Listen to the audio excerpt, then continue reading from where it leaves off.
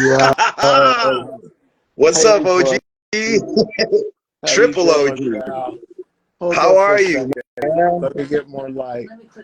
I'm all right. How you doing, man? I'm trying to be cool, trying to be cool like you, like I'm trying to Trying to be cool, be man. more like you.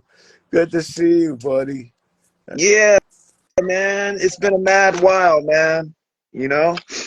Can you? How's everything? Everything's all right. It's got my ups and downs, but keeping the faith. I'm hanging in there, man. How Word. about with you? Word. Everything good? Yeah, man. I mean, same here, ups and downs, but I'm still rocking madness, trying to as much as I can, trying to be cool, man. Trying to just, rock that madness. Don't want it to rock me. It's so good to see you, man. I fucking love you, bro. Love you too, brother, man. Ding. And you're Well, could doing I great. introduce a brother? Let me introduce you real quick, man. It's a long, hopefully it won't be a long introduction, but man, what could I say about Tex aside from him being like mad cool and just, man. Well, let me give this brother a proper introduction, and I hope I do you justice. Tex Mosley has been in the game for a long time, playing and innovating, like especially within the punk rock and a lot of underground like music per se. Not only just in LA, but on the East Coast and just like in general when it comes to bands that he's been in and just his playing and all that. He's been in bands like Bad Actor, Pure Hell, Hangman, The Slaves, F Word, Susie Quattro. He worked with Susie Quattro and Dwayne Peters was in the Hangman, and man, I feel like I'm missing something, man. And of course, he's in the band. He fronts and also like rocks madness with his current band, Neverland Ranch Davidians. I wanted to put echo on that, but let me know if I left something out, man. No, you're fine, buddy. Man. Yeah. So last time I talked to you, I know you guys were working on some stuff. But like y'all released it already though, yeah? I think I swore I heard some new stuff that you guys released. The first album's out. Sue Records is going to do 7-inch on us, supposedly. And the second album's done. And that should be coming out late spring. Man, Yeah. wow. Well, some of the songs, I know some of them I've heard on some of the previous, like Boys Don't Cry, which I like both versions of Okay. that. And yeah, I'm going to say this. I'm a man, I don't give a care. We do cry. Yeah, we do. I Yeah, we resonate with that do. song. Forget the Cure, man. I know what he's talking about, but I felt that song, bro. Yeah, man. Yeah, man. They I'm say laughing now, but I've had my crying moments. And if you listen to the song, you know why. only real men cry. A Heck yeah. real man Shoot. shows his emotions, man. That's You right. know? People say, I ain't no punk. Over here in tears. Yeah, I'm a punk exactly. rocker, homie. Exactly. Man, there's a few other songs. Buds in My Beard, man, that's like, it's got that hoot nanny sort of like gospel thing going on. But just like, even like, you could hear it just, it's like basically that with distortion. But one song that really caught my attention was Knee on My Back. I You was like, whoa. know what that's about, right? Yes, I Knee on do. my I want you back. to talk about that. That's about George Well, Floyd. it's about the whole incident with George Floyd Mm. and just how just how the law, kind of distorted it when literally what happened was all filmed, and the guy, I mean, it just is an example of what people of color have been going through for fucking decades, century, you know? And it's like when I was a kid, I used to love like Minnesota just for the fact the Mary Tyler Moore show, you know, that was filmed in Minnesota, and fucking you know, Prince, Paisley Park, that was all Minnesota. And if you notice the verse that goes, I mentioned Mary Tullamore, Paisley Park Studios, and it's like, have a soda on a strip in Minnesota. I'm all choked up. I can't breathe because I got a fucking knee on my neck. Yeah, that hit me, bro. Like it hit here. And then I mean, aside from even like what you're playing, like that, the lyrics and what you're playing, it's just like, oh, yeah, that stuff to me definitely needs to be addressed. And I'm glad, like, I think you guys are the only rock band that I've heard address that. I could be wrong, but like, seriously, that stuff is real. I grew up, you know, in Long Beach, and I've seen like how like certain law enforcement will misuse their authority. Like, I'm seriously, I've experienced that just with people that I know and love, and just anytime that I've seen anything like that, I myself have actually been at protests and stuff, like even before the George Floyd thing too. But anytime that I've ever seen that or heard about it, it just really, it hits me, like, because I remember what like people that I know and love have been through, and just how things that have happened to me, like how that resonates even to now. People don't understand that. I remember being in some band and telling them about that. They couldn't believe that nothing happened when I was telling them about the incident that happened to my family. And I'm like, no, it's not like what you think, because you come from a completely different background than I do.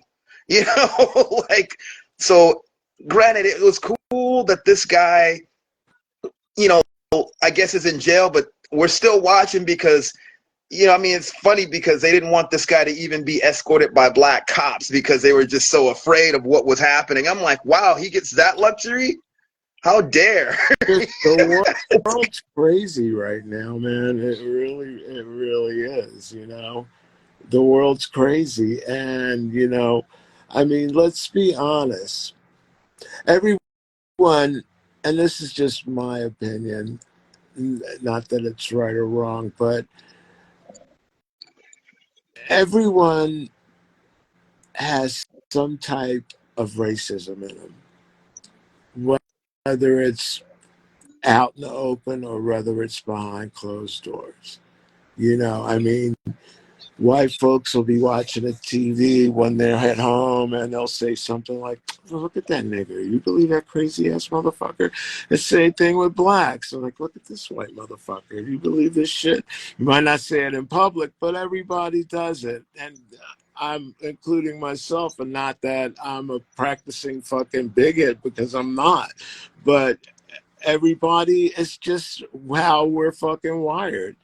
It's fucking free people, you know, that's been raised a certain way, that's been exposed to a lot of stuff.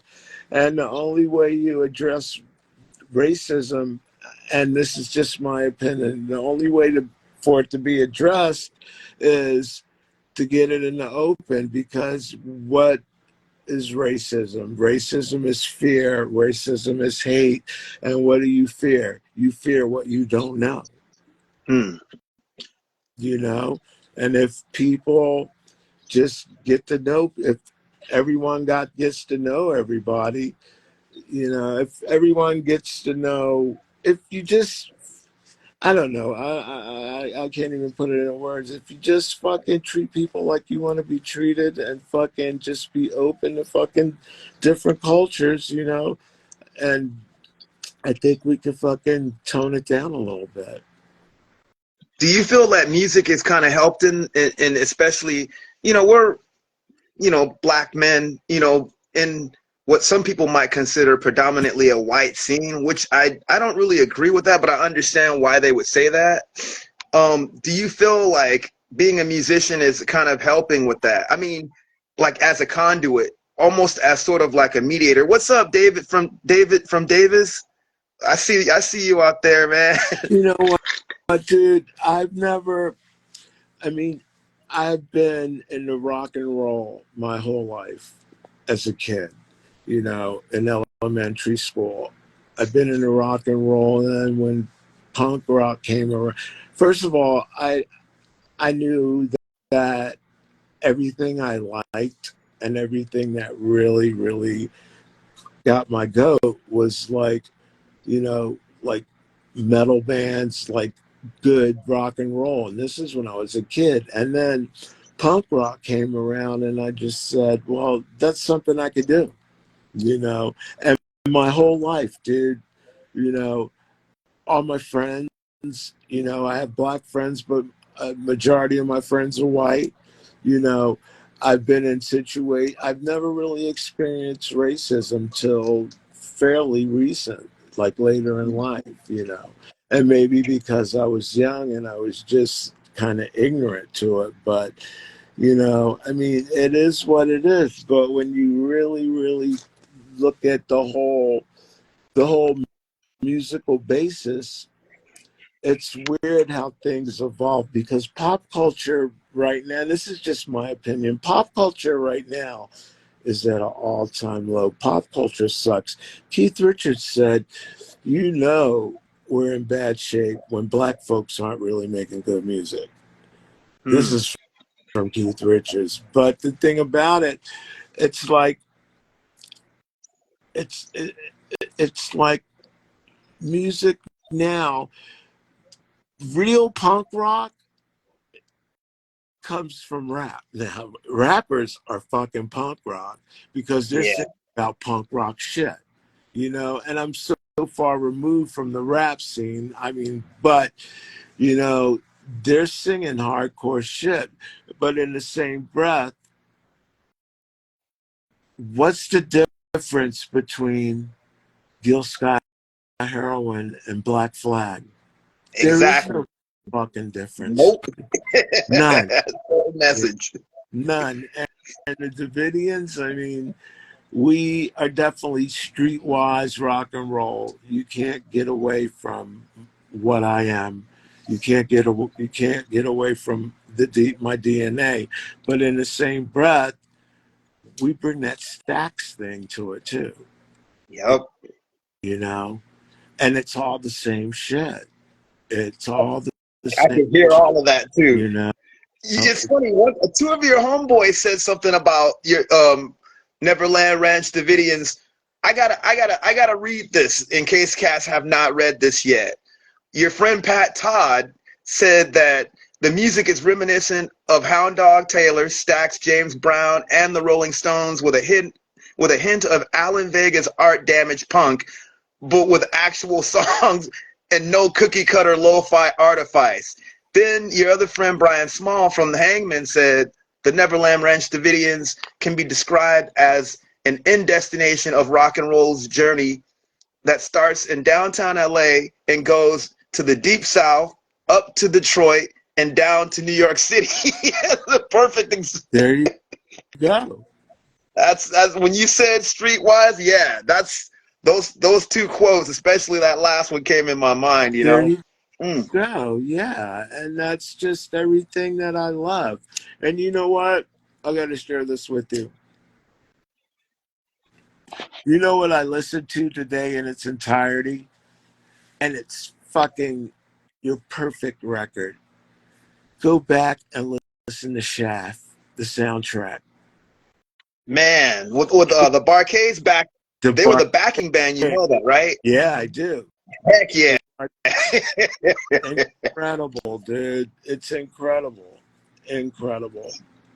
Isaac But Hayes, I always call Isaac, like, especially on the stuff that he did, like, I'm like, yo, that guy is particularly gothic soul, because his voice and just his whole vibe, like dark, groovy, and kind of just like, man, I don't even know how to even categorize well, what that cat did, think about it. He had that thing that Hendrix had, which very few people had. He could take a song and make it his own because his version of these cover songs are better than the original version. Oh, yeah. You know? Look, I love Dionne Warwick's Walk On By, but man, Oh, dude. when you listen to Isaac Hayes' version, you feel that. And that stuff, it's like, yo, you feel like crying, bro. I Like, know. Dionne, you know what I'm talking about. I do. I do. I do. Man. And it's just it's just even slower. It's like what Vanilla Fudge did to the Supremes Keep Me Hanging On. Well, You know, like they slowed that junk yeah, down. and it's that whole stack sound with the strings. It's like it's just huge. Oh It's yeah. huge. It's huge. But I listened to that today at work, man. The whole record. Mm, Like, fuck, this is like sick. that's heavy, man. Heck yeah. Well, with that, I'm gonna segue into the question. So, what are your musical like? How did you get into music, first of all, and who are your musical influences? Well, music has been in in my life forever. My uncle, my father's brother, Donald Mosley, he's a bass player. He played with Sonny Stitt. He played with the Dells, Wow. you know, and Pat Martino.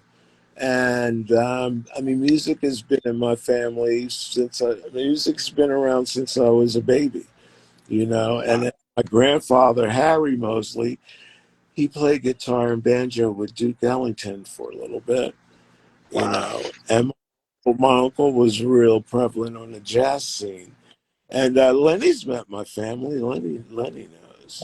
But and me, you know, I've I can't explain it, man. I mean, I always liked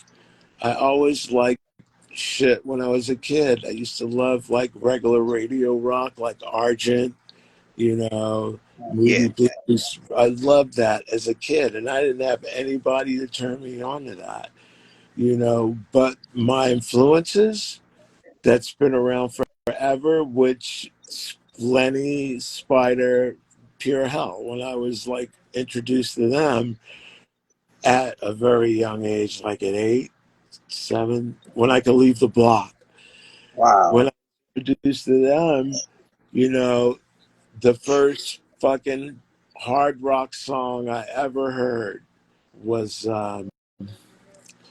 Humble Pie. I don't need no doctor, rocking the Fillmore. Heck yeah. And that literally gave me a hard on. And then you know, things just molded themselves from itself from there. And I could tell you who I still listen to religiously, who was a huge influence on my life, was the New York Dolls, because I want Johnny Thunder's Spider played with the Dolls, you know, and I met those cats. Those were the first rock stars I ever met. But I say Iggy, the Stooges, David Bowie, the original Alice Cooper band, Heck yeah. and Lou Reed. Those Man. were my influences, you know. And as I got older, there's a lot of stuff I didn't understand as a kid, but the older I got and the more mature I got, you know, I get Bob Dylan now. Mm. I love Bob Dylan. And I think one of the greatest artists out there of our time is Nick Cave. Nick I have Cave to is tell you about the story. I met that dude at a Whole Foods once. I gotta tell you wow. that story sometimes. You'll be laughing. Wow. I've heard that, like, I mean, people will tell you, oh, he's kind of like just really mean. Dude, he was cool with me, but he was so gentle, like, compared to like all the stuff that you probably hear in the music and stuff. I love the birthday party a lot. Like, Okay. I like the bad seeds too. Heck yeah. I didn't mean to interrupt, but I had to just, I was like, out of all the places, I'm meeting this dude at Whole Foods off of Fairfax. He was recording or something. That was a He, trip with a bunch of other cats. Nick Cave, literally, if I had to compare him to somebody, I would Walt Whitman. He's a fucking wordsmith, man, and he is just like an incredible poet. And you know, his son died. His son fell off a cliff. Do Ooh, you know that story? nah. Well, no, they fucking were doing some hallucinogenics, and his son, you know, fell off a cliff in the UK, and he died. And he mourned and he got over it, and he put out this record called Ghost Team. You got to listen to it. I guarantee you it'll bring you to tears, dude, because it's done like a play. It's done in acts, and it's about his son. And it's the most. It's equivalent to, for me, it's equivalent to Lou Reed's Berlin. You know, it's, you got to listen to it, Orlando. It's incredible. Have to check that out, man. That's a heavy thing, man. Like, Ghost Team. It's really good. But man, yeah, I would say my influences mainly are Lou Reed, David Bowie, Iggy and the Stooges, Iggy Pop, and the New York Dolls. And with the Dolls, dude, I mean, before I even knew what drugs were, I'm singing their songs, and it's like I was destined to become a junkie. And I didn't wow, know what that stuff was back then, you know? that's heavy, man. So you seen when they played with Spider? That's so cool. I've seen pictures. Lisa, shouts to Lisa. Like, you know, Yeah. she posts those pictures. I'm like, that's sick. He has his big natural and stuff, you know, Oh, like, yeah. Well, Spider, that whole scene back then, you got to remember, I was a kid, and the Dolls, what happened was when Pure Hell went to New York, they somehow Johnny Johnny Thunder seen Pure Hell, and he brought Pure Hell back to the loft, wow. and where all of them were hanging out and living and rehearsing, and Pure Hell played for them because the Dolls used to rehearse at that loft, and when Pure Hell played for him, they just blew the Dolls away. They blew every. They let Pure Hell move That's into sick. the loft. They let Pure Wow. Hell move into the loft. Now I didn't see Spider play with the Dolls, but he did play with them. But I have met Johnny Thunders a bunch of times, met Sylvain a bunch of times, you know. So I met those cats, and Spider. Yeah, Spider, but you can't leave Leon out either, because Leon Neon was a huge fucking staple on I that. was going to ask you about him. And actually, we've been talking about getting him on here too, you know. And I know he's from Philly with you guys as well. Yeah. But yeah, go on about Leon. Like, people should know about Leon. If you guys don't know about Leon, you should. You know, I didn't mean to interrupt. I just thought I would interject that I'll because, let Leon tell you, because him and Spider, they were like they were like the only, well, there were a couple black cats hanging out. Dwight, you remember the Rolling Stones, I'm Just Waiting for a Friend? yeah. Remember that video? Yeah, I haven't seen it in a long time, but Well, you yeah. remember the beginning of the video? They're like three brothers on the stoop talking. Yes, that's one of them? Dwight was one of those guys on there. That's crazy. Couple of black dudes hanging out, but Spider and Leon were they were like the good looking, pretty fucking black dudes. Hair, Oh, fucking. glammed out. That's so cool. But yeah, and but yeah, it's like so much to go into back then, because you know Leon was part of that whole last 24 hours of Sid Vicious. Pure Hell played with Sid Vicious, you know, and Lenny too. I mean, Lenny was living on Pitt and Delancey. He had his own loft downtown, and Billy Idol, Iggy Pop, Richard Hell lived there for a little bit. Sade stayed with him for a little bit when he. Wow. One of my favorite singers. Yes.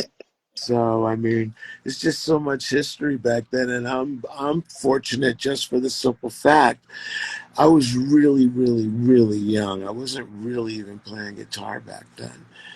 But when I did start playing guitar, and when the New York scene, when that first wave of punk died, Bad Actor, we had Bad Actor.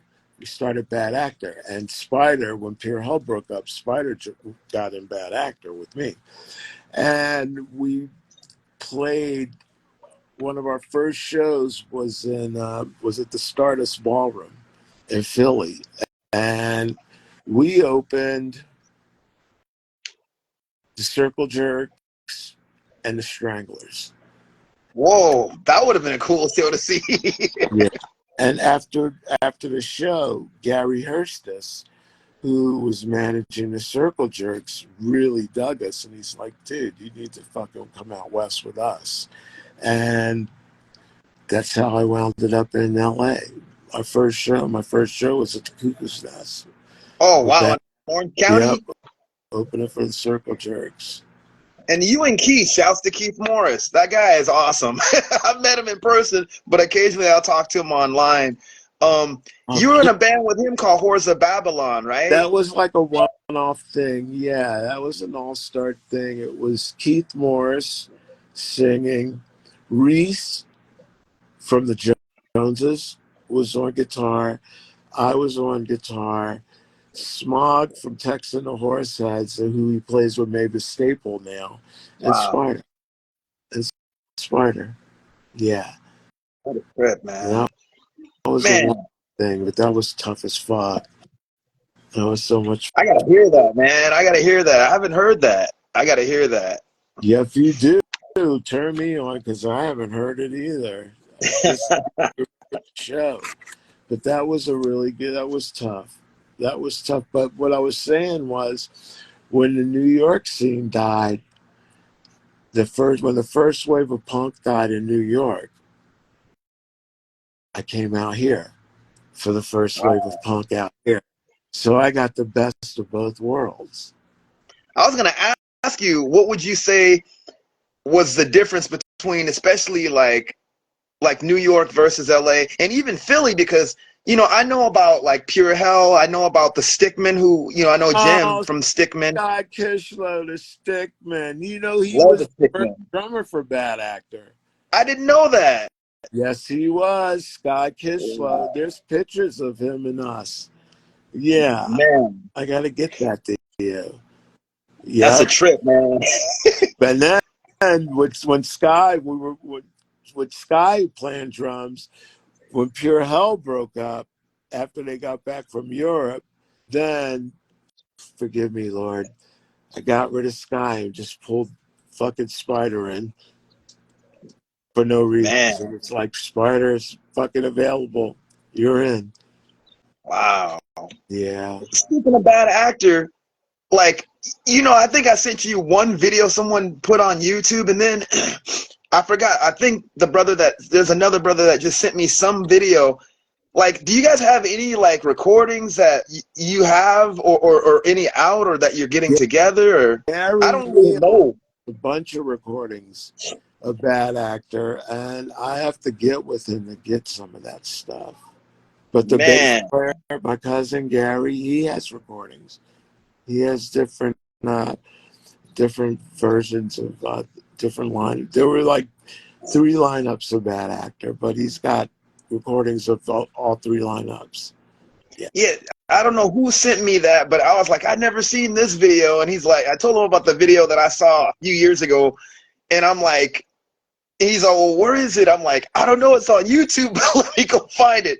Like, I would really like to hear, like, if y'all have any, like, demos or anything, man. Because I was looking for that even online. Like, even before I met you, I'm like, where could I find their stuff, That stuff's Like, hard to find. It's stuff's hard man, to find. But yeah, I talk to Gary like fucking every other day. I'll ask him to make me a copy, or I'll give him your email and have him send you some stuff. heck yeah. So here's a question. Like, I know about, like, Bad Actor, Pure Hell, Stickman, and the later bands like Why Die and Autistic Behavior, who I like a lot of Philly bands. Like seriously, what was the scene, and like just the was there like a lot of people, just like, how was the scene there even before like Pure Hell went to New York? Do you know, like, Oh my I God, mean, was there? dude. Philadelphia, if a band was on tour, they were playing if they would play New York, they would play Philadelphia. Okay, and New York bands would play Philadelphia. There was this club on 21st and South Street called the Hot Club. And if my memory serves me correctly, it was the only fucking underground club in Philly at the time. Iggy played there, Madness played there, Ultravox played there, Devo played there, the Comatones played there. Who else? The Cramps played there. Dead Boys, dude. Dead Boys. And if you read Cheetah Chrome's book, he mentions me. When they played Philly, so we had a cool. bunch of THC. And fucking, we were just, him, Lenny, and I were snorting THC on the pinball machine. And he was so fucked up he could barely play. And That's crazy. he says that in his book. But dude, them, Devo, I think I said the Cramps, and New York bands used to play there. The Rattlers, which was Joey Ramone's little brother's band. Oh, They were wow. tough. They were a three-piece. They used to play there all the time. The Bloodless Pharaohs used to play there. I like Which that was, name. well, the Bloodless Pharaohs was Brian Setzer and his brother. Oh, Okay. wow. And they started Bobby Startup and David Carroll used to kind of work with the Hepcats, because when the Bloodless Pharaohs broke up, they started the Hepcats, which was pre-Stray Cats. Wow. And dude, the Bloodless Pharaohs, you could YouTube them, because they were like fucking a Staten Island Roxy Music. They were tough as shit with a Oh, I fucking gotta hear that. with a rockabilly guitar, because Brian Setzer was the guitar player. But Sick. dude, and I've seen them about 1,000 times. 1,000 times. The Fast. I mean, all the bands that played, you got to remember, New York and Philly, it's like 90 miles away. It's not far at all. Wow. So all those bands that were on tour used to come and play the Hot Club too. You know, Man. Teenage Jesus and the Jerks, seen them. Lydia Lunch, man. Mhm. But that was Philly.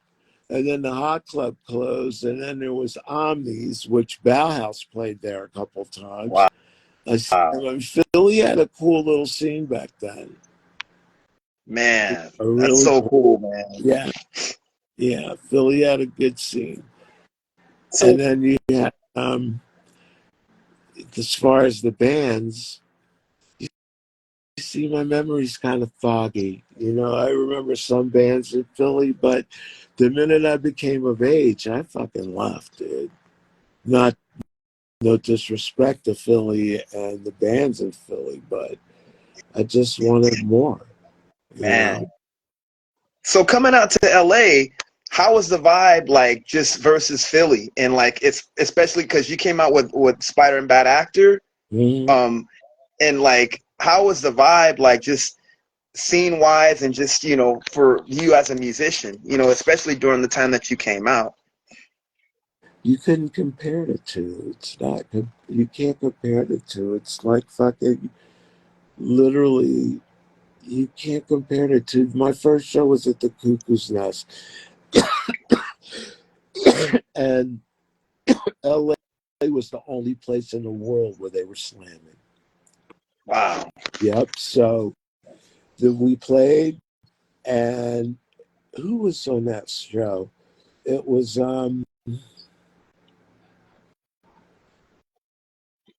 what the fuck? I can't even think. They had that fucking single, "Holiday, a Holiday, I Need an Alcohol Day, a Holiday." I can't remember, but it was them, us, and the Circle Jerks. It'll come to mind. But no, but they yeah, they were slam dancing to our shit, and I'm like, That's I am never, rad. ever, ever, ever fucking leaving here, ever. That's so I'm cool. home. And I'll tell you, one of my first experiences on my own here Bad Actor, we had a house in Silver Lake on Hyperion.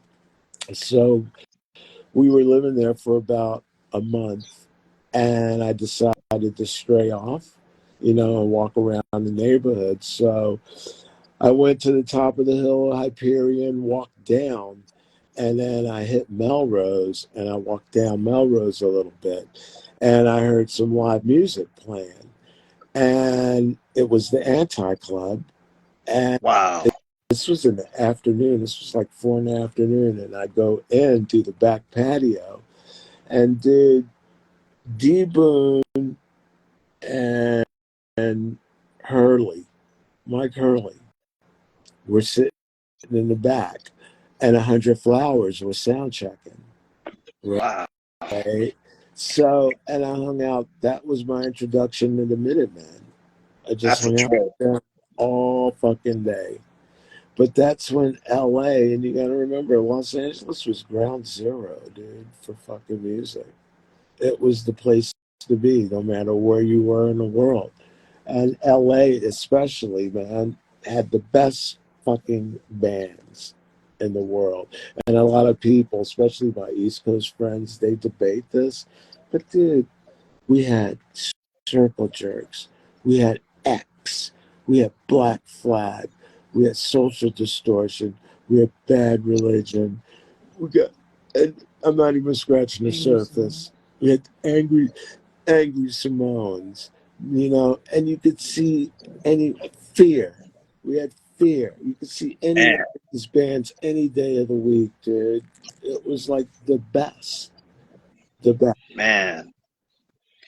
It was especially like, I mean, I kind of came into a lot of that way later. Well, probably like late 80s, early 90s, but like definitely then, like it was definitely like just, a lot of new stuff coming up, and it influenced even like a lot of us. I mean, it's a trip, like just thinking about like, the LA punk scene, and just some of these guys like I've met as I got older, and even played in like with a few people in certain bands, like the guys in the LA Free Music Society, who had a lot of different bands that were in the punk scene out here, and also the Deadbeats. Like shouts to my friend Scott and his cousin Carrie for introducing me to him. So it's funny just to hear these stories, and my friends from like Scattered Few, and hearing it from them and you, and just to hear how it was, especially back then when this stuff wasn't as hip as it is now. I mean, when I got into it, it still wasn't hip, but you guys were like, it was like literally cats were looking at punk rockers as aliens. And then the music was so avant-garde in a lot of ways too, like it was just definitely something newer, like something that, man, that's a trip, just, it's always cool to hear stuff like this, like just to get a glimpse of what came even before I got into this stuff, Um, and in segueing to that, like, how did you start working with Rick L. Rick? Was it through F Word? Did I ever tell you that somebody got me mixed up with you? I'm like, how does that happen? I don't They're see all, oh, aren't you in F? I Huh? don't see how that happened. You're a lot more handsome than I am. Oh man. But I look crazy. No, I was actually at the mass reunion show. No, F Word. I'm like, nah, man. I'm like, well, no, that's it wasn't me, man. with Rick L. Rick, I was still in Bad Actor when I first met him, and he, I guess he's seen Bad Actor. I can't remember, but I know that he asked me to do a show with him, which when I was still in Bad Actor, and it was me. I know Smog. It was Smog Vomit, Greg Smogbo as Rod Vodka was playing drums, and they were from Tex and the Horseheads, and I was playing guitar, and it was a one-off show. And then when Bad Actor broke up, Elric called me and said, "Dude, join my band." And the thing about with Rick too, dude, I played with Rick for like 10 years. Wow. And Rick is like the LA David Bowie, you know. he would go through musicians, big like fucking like Tic Tacs, but he kept me played with him for a very long time. Wow. Time.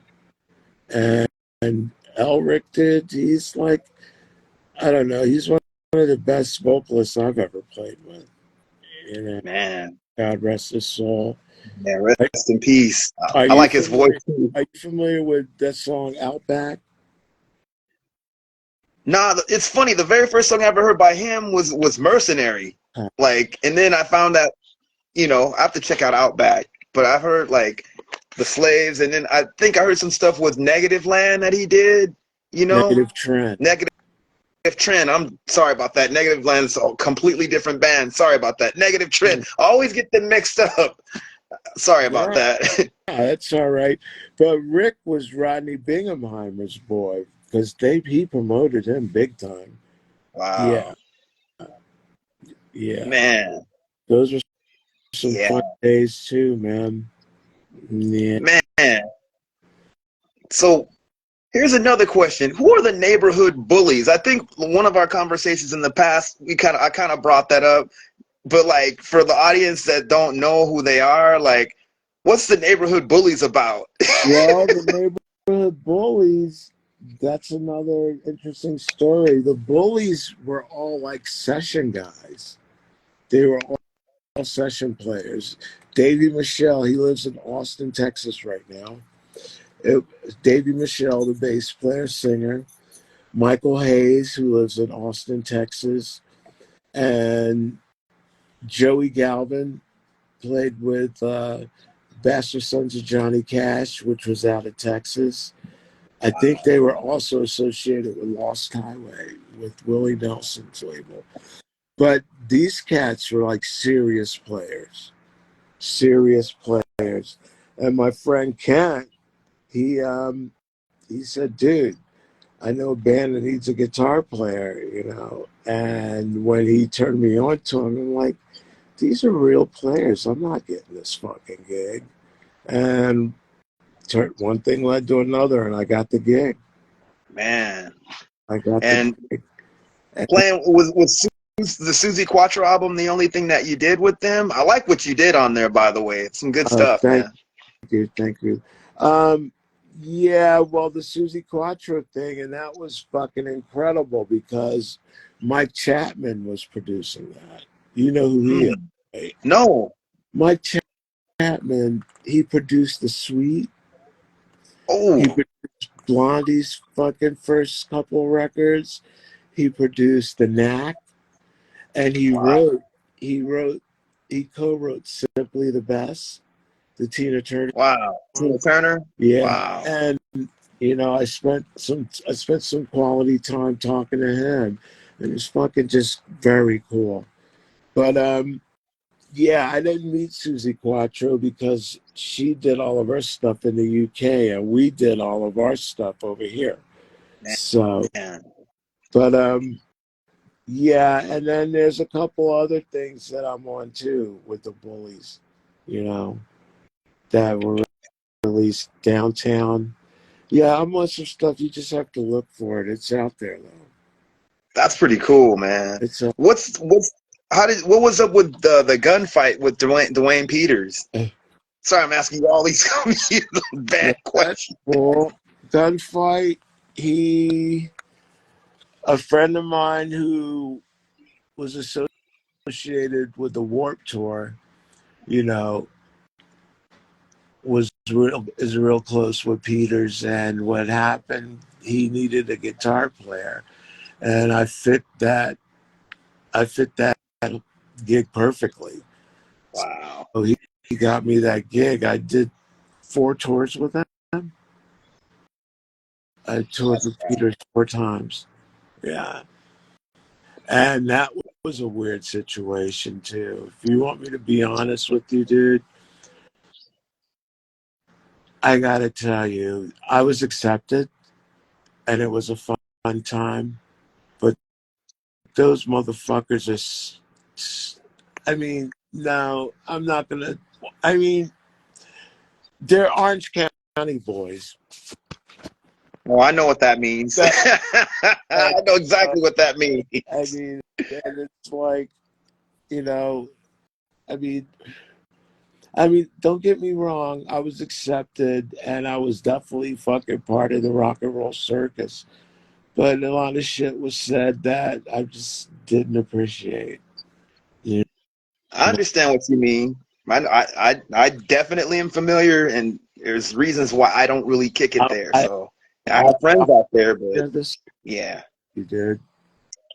We were in. yeah, I'm familiar with that. We, I hear you on we that, man. were on But tour, right? And we were doing like Texas, and we were in Texas for like almost a month, dude. But we played. It was El Paso, and it was packed, dude. The kids were fucking into it. Fucking club was fucking elbow room. Everybody slam dancing, sweaty. It was fucking kick ass, right? So after the set, I get back on the bus, right? So the guy that was driving the fucking bus, he's like, "Yo, dude, these two dudes want to talk to you." And I looked out the window. These motherfuckers, dude, they were like they looked like pit bulls. Literally buff fucking skinners, hmm, right? And we're in Texas, right? El Paso. yeah, So I'm like, get preparing just to get my ass kicked. And fucking the guy driving the bus was like, he's like, don't worry about it. If anything goes down, I'll hang out. I'm with you. And Ace, who plays with LA Guns now, he was like, yeah, don't worry about it. We're down with you. So I go out there, we go out, and I'm like, yo, what's up? And they like, dude, we never seen anybody play guitar like that. He said, you were fucking awesome. And I'm like, okay, thank you. You that's know, cool. yeah, it was really cool. That was very cool. But yeah, it's that last tour. The first three tours were awesome. The last one was kind of weird, it was sketchy. But Man, I'll through shoot, that. But I'm grateful that he gave me that opportunity, to play. man. You're a guitar slayer, bro. I always, yeah. I tell cats, I know some guitar slayers, and you're definitely one of Well, them. you know what, dude? I could tell you this: you're a better musician than me. I'm a I don't rock and roll. know about that. I'm a rock and roller, dude. Yeah, I could play rock and roll. That's what I do. But as far as being like a fucking fluent, tasteful musician, I'm not a musician. At least I don't consider myself a musician. But I can beat the shit out of a fucking guitar and I can rock it. And that's what Dude, I do. you rock and kill. That's awesome. That to me, that's a musician, and that's my like, in my opinion, like I come from that. Like I'm a rock and roller myself. Like I might listen to stuff and I play like with other different kinds of music and stuff, but my root is definitely rock and roll, man. Like that's what I am. Kind of odd, but like I mean, so it's always cool, like just I mean, just to meet cats that are like yourself, that like doing the same thing, but like in their own way, and not only that, you've innovated. And seriously, bro, like thank you also. I'm gonna say this, dude. Tags freaking like Lenny and Jim Revenge from the Violators came out to my community center, the community center that I work out with the kids, with my Sound Army cats, like, and thank you guys are honorary Sound Army members, just to like just see what was up, and just the kids really dug it, man. Like the youth that were there really dug it, man. Like it was really cool that you guys came out and supported us, man. We really appreciate that. Fucking grateful that you invited me to come out there, number one. And number two, dude, you are doing incredible things. And you're such a fucking inspiration, bro. You really are. And fuck, I appreciate you, and I cherish our friendship, man. You know, I mean, I'm just fucking playing music. You have the brains to bring people together, and that's Man, a fucking gift, bro. That's a gift. and I appreciate it, but it's cats like you that are inspirational, and man, it was cool. It was real cool, and a lot of those youth were like, wow, like I'm telling, like these guys played a lot in the history that you guys are enjoying now. They are, the ones that paved the way. They're a part of that, like a lot of the bands that you listen to, some of these cats played with them, like, and just to know that that cats like yourself or Lenny or Jim, or the homie from this heat, and other cats that I know are watching that, and they're, these kids really think that that's cool, man, and it's very inspirational as well. What's up, Jared? I see you, World Eater. New York City is in the house. And man, so I just wanted to thank you again just for that as well, like. Well, you know what, man? I mean, the kids that are still doing like good alternative, music, and especially, people of color really get into it now. It's more exposed than it used to be. It's incredible. I mean, and I'm blessed just for the simple fact, dude. I mean, when I first got started out, all I wanted to do was shoot heroin and run the streets of New York City and Philadelphia. And I survived that. You know, Thank God you did. I survived that. I mean, and I have 18 years sober, clean and sober. And, I mean, my idols were fucking Johnny Thunders, Keith Richards, Cheetah Chrome, who, were all dope addicts. So I was destined to be a dope addict, because that's all I wanted. And, I mean, my envelope was very low because I was just happy fucking playing loud, fast, junky shit. That's Man, all I wanted. I never wanted to make any money or anything like that. But I got older, and the older, you get, the more mature you get. And, I, I'm just blessed that I'm still here and I'm still doing music. And man. people that are interested in what I'm doing. I mean, dude, the fact that I got a second album coming out at this late date, and we're doing really good in Europe too. We're going to be going to Europe next year, Heck yeah. So, Still kicking butt. Still rocking madness, man. That's awesome. yeah. Man. And let me tell you, dude, it's not me. It's doing this. It's fucking everything I have is fucking God. It's owed to God. God is giving me everything I got. Because left to my own devices, I'd be sitting on the fucking train tracks fucking shooting dope. Lord of mercy. You know? God is fucking guiding me in my path right now. You know? I mean, I don't want to sound like I'm like really that religious, but and my God is the universe. My God is everything in it. Like God is speaking through you right now. Mm. If that makes sense. No, I understand. I totally understand. You know how I get down.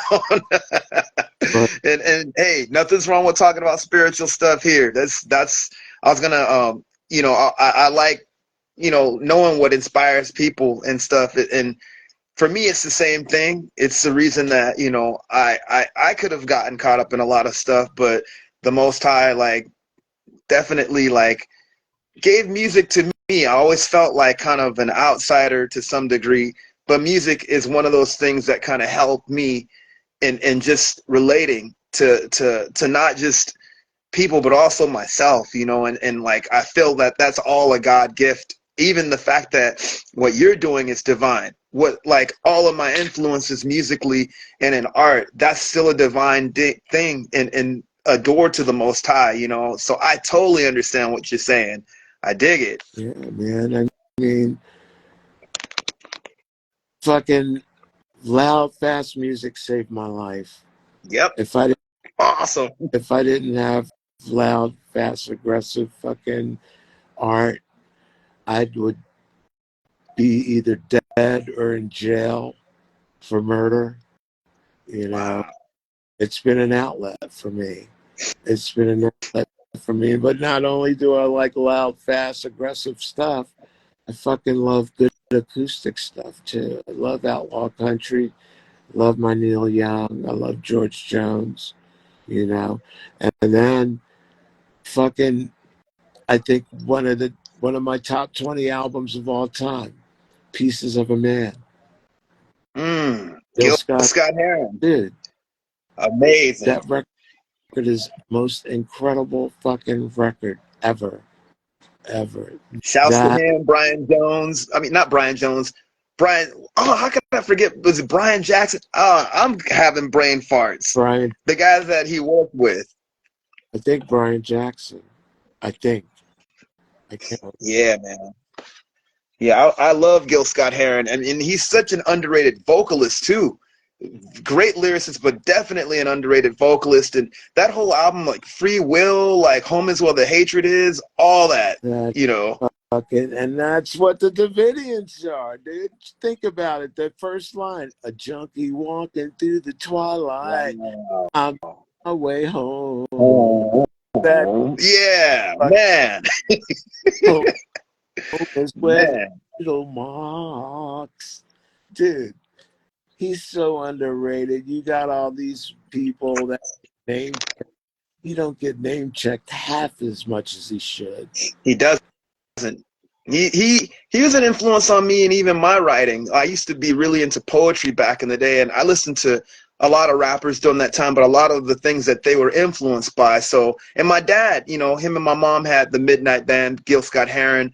I'm listening to him. I'm listening to the Last Poets, you know, Nikki Giovanni, but definitely Gil Scott, singing wise, is one of my favorite vocalists. Like he literally, I mean, he's written like stuff about blues music and stuff, but the fact that he not only is a great lyricist, but his voice is just one of a kind, you know, like Oh some yeah, people say, well, he's not really a singer, but he's very soulful. He knows what he's doing.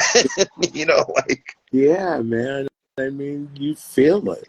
You feel when he's singing, man. You literally feel. It's like a story. You could literally see what he's singing about.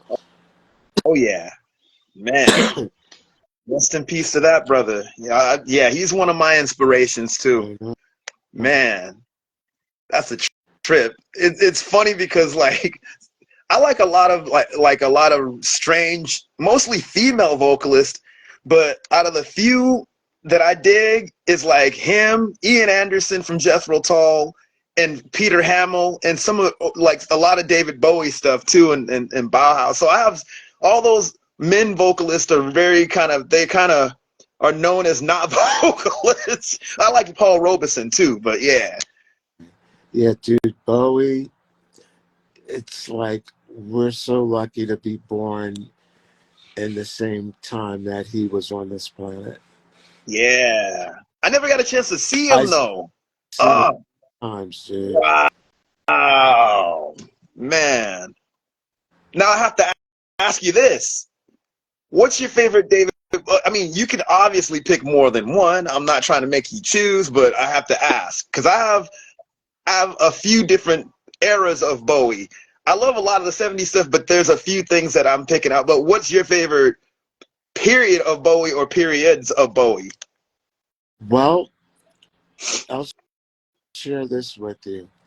This is what helped me get sober. Okay. All right. He started out as Davy Jones, right? Then he found out that there was a Davy Jones in the Monkees. So he changed his name to David Bowie. Okay. So he put out Honky Dory. He put out The Man Who Sold the World. He put out Space Oddity under David Bowie. After the David Bowie thing, he put out Ziggy Stardust. Okay. So he put out Ziggy Stardust, then he put out Aladdin Sane, then he put out Pinups under Ziggy Stardust. Okay. Then he did Diamond Dogs after that period. Okay. That was a one off because in the middle of the tour, he got exposed to Philly and he did the Thin White Duke thing with the Young Americans, Station to Station. That was all Sigma Sound out of Philly. Okay. After he did that, then he took time off, recorded. He worked with Iggy because he did the Idiot. Okay. Then he got back into his own thing and he did his German Marxism thing with Brian Eno, with Low, Lodger, Heroes, Scary Monsters, so forth. After he did the German Marxism thing, then he did his 80s Yuppies thing, the Yeah. Let's Dance and the Serious Moonlight shit. Okay, after his 80s Yuppies thing, he had to cleanse himself from that, and he did Tin Machine, Yeah. The rock and which was roll. completely a 180 of the fucking Let's Dance stuff. Then after Tin Machine, then he did the middle-aged David Bowie thing until he died. Okay, Yeah, man. the point that I'm making with that is that he was always reinventing himself. You follow me? Oh And yeah. we can't do the same things we did when we were 18, 19, 20, 21, 22, because the world keeps changing, the world keeps evolving. So and this is just my opinion, in order to get the most out of your life, you have to evolve with the world. You have to change and you have to grow with the world. And that's what helped me get sober, Mm. because he kept starting new chapters and new chapters and new chapters. And that's what it's about, for me anyway, to get the most out of life. Okay. You got to keep reinventing yourself. Even with music and rock and roll, it's not what it used to be now. You have to adjust to the way things are today. And a lot of people have problems with evolving, you know? I didn't even know if that fucking made sense. No, it made a lot of sense. And I like the fact that you went through all the periods. I like Bowie because of that. I mean, he's known as the man of a thousand faces, and I typically, like, when I first heard him, I got into the Let's Dance stuff. You know, I was into all the new wave stuff as a kid. But then when I discovered the 70s stuff, it was over. Like, I'm like, this man actually just, like, flipped the script a bunch of times and did not give a rat's butt about what anyone says. And all of his looks were so different, and the sounds were different. He went from, all the stuff that you're saying. I mean, shoot, Man Who Sold the World is like a heavy metal album. I love that album. Ziggy Stardust is what I was really into when I got into the 70s stuff, and then hearing the Thin White Duke stuff, and then hearing his sort of post, like, kind of pre, like, avant-garde kind of, it's just really hard to describe what he was doing with in Germany, you know, when he was recording a lot of that stuff. He was But into it was, a lot of that Marxism shit. The wall was still up, man, and and then to show you what type of visionary he was.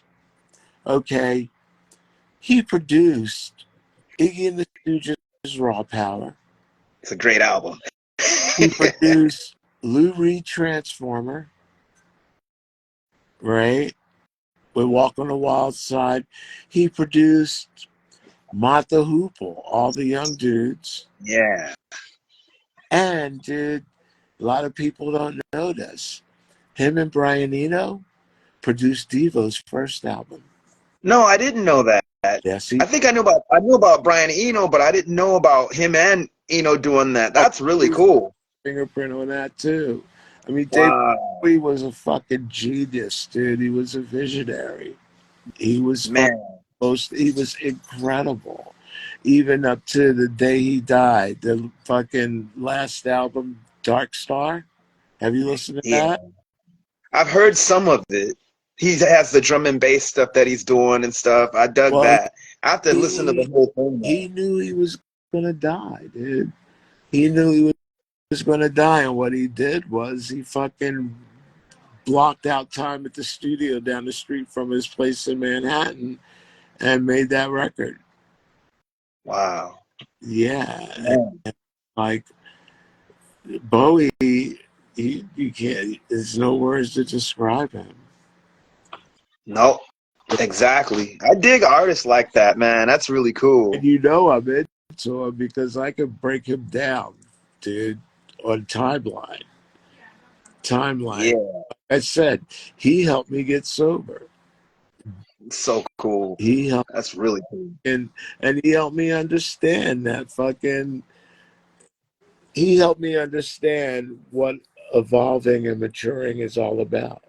Because, like I said, we can't do the same things we did 10, 15 years ago because times are different and you have to fucking evolve with the times. You know, even your body changes, you know, you have to mature. It's just the way it is, you know. And like I said, a lot of people have problems with doing that. I mean, one thing I hate, somebody my age fucking walking around with fucking tight leather pants on, fucking jacket with a bunch of fucking stickers on. Rock and roll, dude. Like, motherfucker, you're 60 years old. What the fuck are you talking about? You know, and it's cool that you're into it, but you gotta fucking just grow up and mature. Hmm. And I'm not fucking putting anybody down for what they're into, but it's like somebody my age, you know, and punk rock is my DNA, totally my. And I am a Yeah. streetwise fucking alternative person, but in the same breath, I'm a fucking mature man. I didn't plan on getting old like this. I didn't plan on, living this long, but I have. And I don't want to die, and I'm still living, so I have to fucking act accordingly. Hmm. You know, Man. it's just the way it is. I mean, I have a friend. We a couple months ago, he was talking all this punk rock. She said, "Well, I'm punk rock." I'm like, first of all, motherfucker, you're 50 some odd years old, and you're saying you're punk rock. If you're a punk rocker living a punk rock lifestyle at that age, you might as well just say you're a fucking loser. If you're doing the punk rock thing the way punk rock should really be done, you know. I mean, it's one the like the music is one thing, but in the same breath too, dude, it's like, you know, what are you gonna fucking rebel about at this late date? Because that's what punk rock is for me. You know, the music comes with the alternative lifestyle, comes with the rebellion of what's going on, whether it's a quiet rebellion or a loud rebellion. You know, that's what it's about. Not fucking going to Hot Topic, getting some shit, and saying you're a punk, because that's not being a punk. You know, just like fucking, and one thing I kind of got from you, dude, like, and shit that's unjust and you don't agree about, you don't fucking keep that shit under wraps. You speak about it, because how else is it going to change? How else Yep. is it going to change? You know, because you're not going to tell me that fucking people of color don't get singled out in every fucking aspect that is known to man in a negative way. In a negative way. Seriously, that's just the way Yeah. it is over here. Yeah, man. You're right. And It's happened. the It U still does. and the UK, it's the same thing with the Pakis, the Pakistanis. They're treated the same way blacks are treated over here. You know, Man. I mean, and you could say, you know, I mean, you could be whatever you want to be, you know, in this day and age. It's just, you gotta, it's just, if you're a person of color, you gotta work a little harder. Yeah. Yep. And you always gotta fucking, and not all the time, but there's gonna be situations that come up that you gotta prove yourself, you know, where some people don't have to, you know. And I was talking to my friend who's gay, and he's like fucking hardcore gay, like hardcore, right? And he's fucking kind of, you know, buzzed, and he's telling me, you don't know how it is. You don't know fucking how it is. You don't know what we go through, and you don't know, you know, fuck, you don't know how we feel. And I had to slow him down. I'm like, motherfucker, I'm black. What Exactly. the fuck are you talking about? You know, but it's like, you know, I mean, it's a struggle, and it's and you're an influence when it comes to that, because if you don't speak about unjust, nothing's going to get done. And and whether you agree with me or not, whoever's watching or listening, how are you going to be a punk and you don't have, like, I mean, punk rock is more than the music. Yep. It really is. If you're punk, then you're rebelling against something. What are you rebelling against?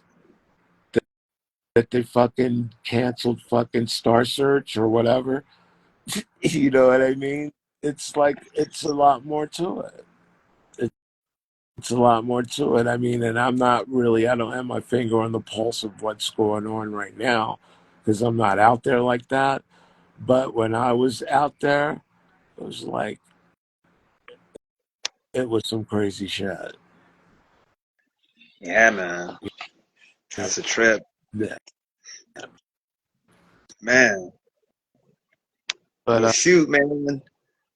I'm Oh, really glad that a lot of people of color are getting into fucking, you know, alternative underground shit, you know, because it all boils back down to fucking when they were doing Whorehouse Blues, Juke Joint, you know. It, the original like rebellion, yeah, the jute joints. yeah, you know. Man. I mean, there's a whole history of being alternative, you know. Yeah.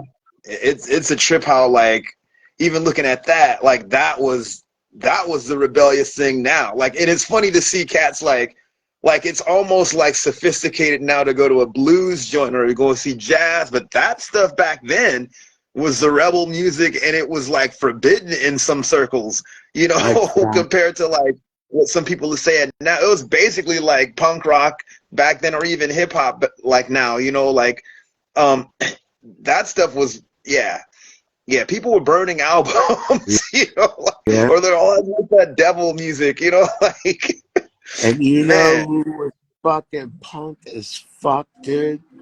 The people, whether you agree with me or not, fucking Ray Charles. No, he was. He can't fuck with I him at do agree with all. that.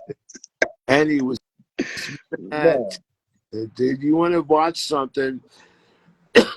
YouTube Ray Charles on Dick Cavett, I'm the interview. gonna look that up. Oh, dude, it's fucking genius because he did the Dick Cavett show, right? And he was so flawless, dude. I think he did Georgia on My Mind, but it was so incredible that Dick Cavett came out. He said, "You know what? This isn't enough time with you. I gotta have you back, and I'm gonna give the whole show to you." You know, Wow, Dick Cavett back, and he did the whole hour show. that's, And you gotta. that's sick. I'm not gonna reveal it. I'm not gonna tell you about it. the interview, but Ray Charles was a bad motherfucker, dude. And guess what? He was strung out for so long. Yeah, it's funny. I have to say this. I didn't know like how much he struggled until I seen the movie where Jamie did a good job. I Jamie was like, Foxx, wow, I didn't know he, he went through that. he was brilliant, dude. He totally channeled the character, man. I'm like, wow, And Ray Charles was a bad boy, man. Total. man.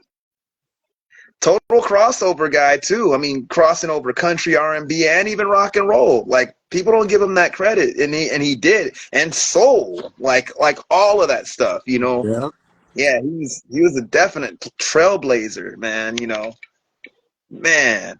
Speaking of, I forgot to ask you this earlier. How old were you when you wrote No Rules? Me and Lenny were talking about that the other day. You were like a little kid, like when you wrote that. Like 9. Wow. Okay. I was How did that happen? well. I didn't have a guitar. My sister, my sister got a guitar for Christmas, and I got like a fucking component set, like an 8-track stereo. And I used to sneak in my sister's room and play her guitar. And I wrote No Rules on my mother's bed. What? Yep. Man, like, But Kenny White, Tojo wrote it, helped me. He wrote that too. man. He was involved too. But yeah, yeah. And and that's a Pure Hell classic. That's the first Pure Hell song I ever heard. Yeah. I was like, this song rules, man. Man, I had to get that story. I'm like, man, a little kid writing a punk rock classic. That's so cool, man. I'm Heck, well, blessed, man. I fucking have that whole to have that light shine on my in my life, you know, because heck yeah. I don't have any money. I'm not rich by any means. I'm struggling, but would I fucking give any of that up? Not for anything in the world, because Man. I, I fucking, I, you know, I love the whole alternative lifestyle, even when it wasn't cool to be what we are. Yep. And even though I feel like probably like some people would say, well, I mean, it's funny, all these sort of punk revisionists, like I didn't know, I was just getting into this stuff, but I got a lot of crap for being what I was into. And food thrown at me, getting in the fights. It's just like being picked on. I mean, it's like, wow, dude, like it definitely, I don't know what a lot of the kids go through now, but I feel like it's a little bit more acceptable than it was when I got into it, late 80s, very early 90s. And I'm just glad that you know, that there was that outlet for people that were kind of different, you know, like myself, that kind of helped me kind of come out of my shell, because I was kind of shy myself too, and just kind of an artsy kid, you know, like I always dressed different. But getting in the punk, it was like, you know, punk, hardcore, any kind of underground alternative stuff. It really just like kind of got me out of my shell. So I'm definitely feeling what you're saying with that, you know. Yeah, man. Let me look. Say hi. Hi. I'll look at it. Say hi. Hi. Hey, hey, what's up? This is baby Bowie. Hey, Bowie. Say hi. So Man, yeah. what's up? So yeah, man. I mean, I'm blessed, man. And you know what, too? Fucking God guided our worlds together. Yes, And most def, man. because I learned a lot from you, dude. I really do. You know, you taught me. I mean, not you didn't. I mean, I just took your lead, and I'm not fucking quiet about anything anymore, dude. Check this out.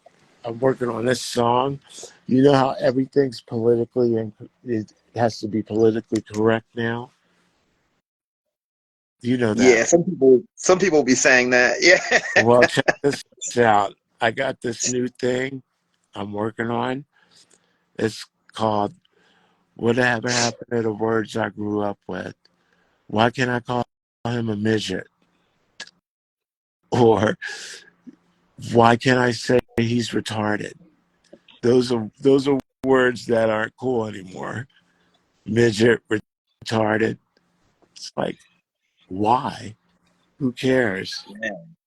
Yeah, yeah. But I'm doing a lot of my new shit. You're gonna really like it a lot. You really are. You know, because I'm touching Is on a lot of stuff. is this coming out on the new album? By the way, is Ranch Davidians the only project that you're involved in? Like Yeah, at the moment. yeah. We're working on a publishing deal right now. The record, the first record's doing really good in Europe. That's awesome. We're doing another record. Like I said, the second record's done, and the working title's called Citizen Junkie. Mm. And the other two members of the Davidians, Will Bentley and Max Hagan, I they're the best. They're the best. We're a fucking team, and you know, Will and Max are an integral part of the songwriting, and they're just it, it gels really well. We're doing really, we're doing good. You know, unfortunately, there aren't that many places to play out here anymore. That's what I was gonna ask you. I haven't done a gig in like 6 years, so I don't even know how the scene is out here in LA anymore. What would you say, like as far as like playing wise out here? Oh, there are a couple clubs to play, but other than a handful of clubs, there's not really. I mean, we just did a West Coast thing. We went up north. We played Ojai. We played Ojai, Oakland, and Sacramento. And the response that we got in those three places were incredible. Wow. As opposed to LA. It's LA. Everybody's like, indeed. Oh wow, If that makes man. sense. I mean, I don't know. It feels good that we do we do better out of town. We do really good in Las Vegas. And we're getting, and like I said, the record's selling really well in Europe. So we're going to Europe next year. That's gonna be rad. Oh yeah. You guys are pretty heavy too. I just realized I'm like, wait a minute, they don't have a bass player. No, we don't. Your stuff is just it's so round though. Like the way that you guys have your guitars and the way that you play, What? at least like from what I'm hearing, is just so. I like that grit. Like it's almost like it's like the bass is there and you don't even realize that it's not. Like Well, you know what? I always wanted to do a lo-fi project. Number one, and number two, those cats back in the 20s and 30s, they didn't have bass players. man, And that's what influenced me to do that. that's You know, heavy, man. with the help of Mick Collins, Mick Collins from the Gories, and if you, Yeah. Have you ever met that yeah, dude? Yeah, Mick's dope. Glory's in the Dirt and the Clogs Dirt or Bomb. Dirt Bombs. I'm tripping. I'm tripping. A couple times, yeah, man. Wow. When you're done with your interview, can I show you something? Yeah, come and say hi. I don't look good. You look wonderful. Come and say, come on, my daughter. Is this the drummer? No, oh yeah, she's playing bass now. Right on, right on. Yeah, she's playing bass. When you're done, can I show you something? Yeah, when I'm I done. taught Bowie how to shake. Okay, when I'm done. Thank you. That's cool, man. That she's playing too, man. That's rad. Yeah, she's fucking awesome, man. I've been blessed. I've been blessed, you know. But anyway, man, I'm gonna. Are we done? Yeah, man. I was gonna ask you. I don't want to keep you from your little one. But before we go, I want to ask, like, do you have any advice to give us? Like, just a lot of wisdom you've been giving, but just anything that you would like to either remind us or just give us, just always leave on that note. Well, I mean, uh, I'm not the sharpest tool in the shed, but I could tell you this: you stay true to yourself, and if you fucking literally go through life giving as opposed to taking, you can't go wrong. You can't go wrong. And if you are a creative person, you know, don't think about the accolades that can come from your art. If you're into playing guitar, bass, drums, if you're into art, drawing, sculpting, poetry, whatever it is you're into, make sure you're doing it for art's sake, as opposed to being a vendor and doing what you're doing, at being a vendor and trying to, get to that level that you think that you want to be in. Because you know what? If you're true to yourself and you're doing your art, you know, you build it, it'll come. You can't go against the wave. You got to ride the wave. Perfect example. Look at Regan, Peppermint Ray Gun. Yeah, yeah. Shouts to her. She's badass. And I love what she did for you guys too. That's a rad freaking art. Yeah, I love her art, period. and she's blowing up, dude. She's That's awesome. And you know what? Because she stayed true to herself, you know. But yeah, if I could give any advice, and don't do drugs. Yeah, I don't know. No, that's some really good advice. I would say the same thing. Man. Oh, let people know your social media too. Like just where they could find you, like Ranch, Okay. Neverland Ranch Yeah. Davidians. And I like the playoff of the names too, by the way. Thanks, man. You can Google us, and we're on all streaming formats. We're on Facebook. We're on or social media. I should say. We're on Facebook, Instagram. You could do Neverland Ranch Davidians, or you could Google me, or you could look me up, Tex Mosley, Mosley, and yeah, man. If we're playing in your town, come and see us. Most definitely, man. I gotta come and see you guys. Well, thanks, man. It's an honor interviewing you, bro. And it's always great talking to you too. Thanks for, And man, dude. I fucking love you, bro.